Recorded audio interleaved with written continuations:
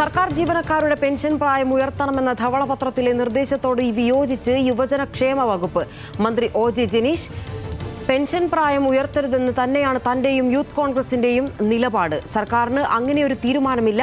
സാമ്പത്തിക പ്രതിസന്ധി മറികടക്കാൻ ഒരു നിർദ്ദേശമെന്ന നിലയിലാണ് അത് മുന്നോട്ട് വെച്ചതെന്നും ഒ.ജെ. ജനീഷ് പറഞ്ഞു. മറികടക്കാനാണെങ്കിൽ കൂടി പെൻഷൻ പ്രായം ഉയർത്തുന്നത് ശരിയല്ല എന്നുള്ള അഭിപ്രായമാണ് യൂത്ത് കോൺഗ്രസിനുള്ളത്. അത് ഇപ്പോഴത്തെ നിലപാടല്ല, അത് കാലങ്ങളായി തുടർന്നു വരുന്ന നിലപാടാണ്.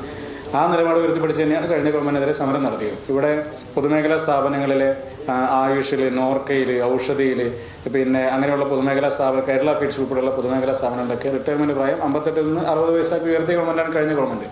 അന്ന് അങ്ങനെ 150ഓളം പൊതുമേഖലാ സ്ഥാപനങ്ങളുടെ പെൻഷൻ പ്രായം ഉയർത്താനാണ് ശ്രമിച്ചത്. അങ്ങനെയാണെങ്കിൽ 35,000-ഓളം തൊഴിലവസരങ്ങൾ തട്ടിയെടുക്കാനുള്ള ശ്രമം നടത്തിയതാണ് കഴിഞ്ഞ ഗവൺമെന്റ് ഇപ്പോൾ പ്രതിപക്ഷത്തിരിക്കുന്നത്. അതിൽ യൂത്ത് കോൺഗ്രസ് ഉയർത്തിപ്പിടിച്ച നിലപാടിനോട് കേരളത്തിലെ പൊതുസമൂഹം പ്രതികരിച്ച് വളരെ പോസിറ്റീവായി തന്നെയാണ്. അതുകൊണ്ട് ആ നിലപാടിൽ യൂത്ത് കോൺഗ്രസ് മാറ്റില്ല, അത്തരം നിലപാടിലേക്ക് സർക്കാർ പോകുന്നു.